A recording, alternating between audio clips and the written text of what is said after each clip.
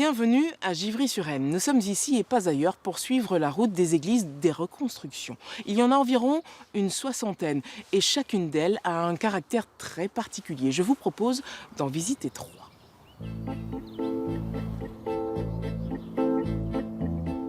Nos pas nous emmènent d'abord à Givry-sur-Aisne. L'église Saint-Martin fait partie de ces édifices détruits lors de la Seconde Guerre mondiale, puis rebâtis dans les années 50. Fini la pierre, ici, c'est le béton qui domine. À l'intérieur, l'architecte Yves-Marie Froidevaux le décline même dans le mobilier, dans le baptistère, dans la chaire et dans l'escalier qui mène au clocher. On va arriver à quelque chose d'extrêmement léger, élancé. Alors on va garder des éléments traditionnels qui reviennent au fondement de l'église. Par exemple, on va retenir les éléments de l'art roman, c'est-à-dire l'arc en plein cintre. On va mettre des plafonds en bois dans ces églises, donc, alors qu'avant on avait des voûtes en pierre ou en briques. Par exemple ici, il n'y a plus de fenêtres avec des vitraux, il y a des claustras, c'est-à-dire des ouvertures avec des dalles de verre. On va considérer maintenant la lumière pour elle-même. Pour les décors, la coopérative de reconstruction des églises fait appel à des artistes. Aux sculpteurs Madeleine Froidevaux et Jacques Bourdet, à Lucien Jay pour le chemin de croix, mais aussi à Marthe Flandrin pour la fresque du chœur. On a ici une œuvre qui ne peut qu'émouvoir celui qui entre dans l'église, quoi. Et c'est le but recherché, c'est de créer une émotion plutôt qu'un apprentissage, plutôt qu'un discours. Ces églises de la deuxième reconstruction n'ont pas toujours été comprises, trop modernes ou trop artistiques. La population a boudé ces églises. En général, on s'est organisé pour ne plus marier les enfants ou les baptiser dans ces églises parce qu'elles n'avaient pas bonne réputation. Ici, nous avons affaire à une petite église, mais qui a déclenché un scandale national. De 53 à 55, une équipe d'artistes emmenée par Pierre Chekeli travaille à huis clos dans cette église.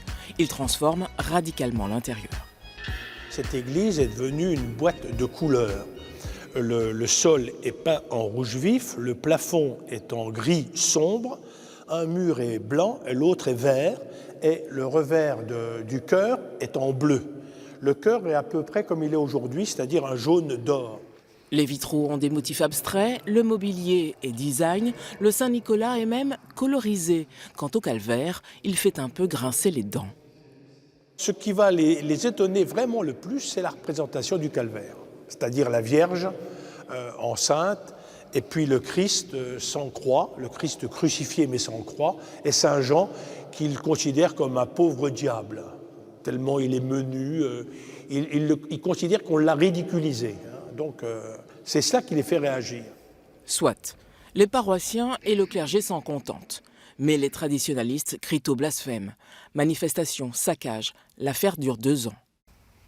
La congrégation des rites du Vatican a décidé en 1957 qu'il fallait enlever les œuvres de Vera Chekeli et les détruire. À Sauce-Monclin, l'église Saint-Nicolas a été rebâtie après la Première Guerre mondiale en 1929. Ici, cette église a gardé son enveloppe extérieure. Bon, elle a été détruite grandement le 30 août 1914 dans une offensive allemande qui a incendié 87 maisons du village. Donc cette église a souffert. Donc elle a été restaurée, reconstruite en partie, et l'aménagement intérieur, par contre, a été totalement repensé. Les architectes Chalivat et Perrault ont réussi à développer une décoration autour du motif de la croix. Alors le motif de la croix est décliné sous toutes ses formes. Il y a des croix déclinées partout et dans un style, pour ce qui concerne les vitraux, art déco. Il est rare de décliner un seul thème de façon aussi belle, quoi. Il y a une homogénéité dans la décoration, dans la conception. C'est ça. Alors, ce sont des œuvres uniques qui ont été réalisées par un atelier de menuiserie de Rethel. Et donc, voilà, on a à chaque fois un mobilier qui est tout à fait unique et original pour cette église de Sauce-Monclin. Le mobilier a été conçu par des artisans du coin. Du coin, voilà. La grille de communion a été faite par un ferronnier de Rethel aussi, qui s'appelle Pelletier. Donc on faisait appel vraiment à des artisans ou à des artistes, comme Jacques Simon par exemple, qui créent à chaque fois quelque chose de spécifique.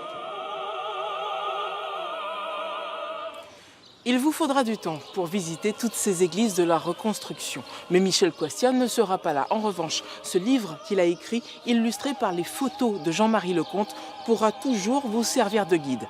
À très bientôt, ailleurs, en Champagne-Ardenne.